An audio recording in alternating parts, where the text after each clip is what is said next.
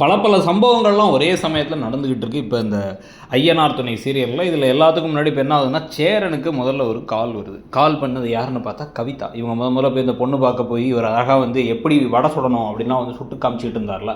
So அந்த பொண்ணு கால் பண்ணி, எதுவும் தப்பாக நினச்சிக்க மாட்டிங்களா, நம்ம 2 பேரும் மீட் பண்ணலாமா, எனக்கு உங்கள்கிட்ட ஒரு விஷயம் பேச வேண்டியது இருக்குது, ஐஸ்கிரீம் பார்லருக்கு வர முடியுமா அப்படின்னா, சரி ஓகே அப்படின்ட்டாரு அவரும்.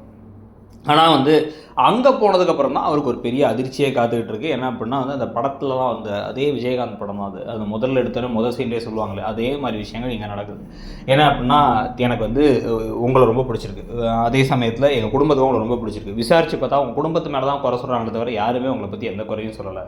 நீங்கள் உங்கள் குடும்பத்தை விட்டு நம்ம தனி கொடுத்தனமா, நீங்கள் உங்கள்கிட்ட பேச வேணாம்னு சொல்லலை, தனி கொடுத்தனமாக போயிட்டோம் அப்படின்னா அது போதும் அப்படின்னு நினைக்கிறாங்க எங்கள் வீட்டில். உங்களுக்கு ஓகேவா அப்படின்னு கேட்டால், உங்களுக்கு வந்து அவங்கள பற்றி கேட்கும்பொழுது ஏதோ ஒரு கூட இருக்க அண்ணன் தம்பின்னு தோணலாம். ஆனால் எனக்கு அவங்க குடும்பம், அவங்க தான் எனக்கு எல்லாமே, அவங்கள விட்டு என்னால் வர முடியாது, பரவாயில்ல அப்படின்னு சொல்லிட்டு நான் அவங்கள தப்பாகவும் நினைக்கல அப்படின்ட்டு அந்த பில்லுக்கு ஐஸ்கிரீமுக்கான பில்லை கொடுத்துட்டு, ஆனால் ஐஸ்கிரீமை சாப்பிடாமல் நீங்கள் சாப்பிட்டு கிளம்புங்கன்னு கிளம்பி வந்துட்டார் சேரன். ரொம்ப நல்லவராக இருக்கார்.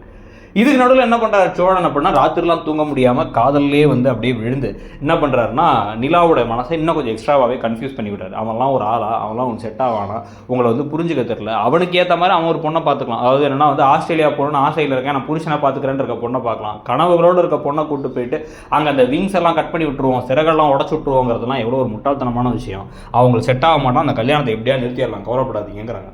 ஆனால் இங்கே கல்யாணத்தில் பந்தல் நடுறதுக்காக ஆள்லாம் வந்துட்டாங்க, எல்லோரும் குடும்பமே வந்துட்டாங்க. இவர் அங்கே பரிதாமல் சுற்றிட்டு இருக்காரு. இவங்க முகத்தில் சந்தோஷமே இல்லைங்கிறத பார்க்குறாங்க.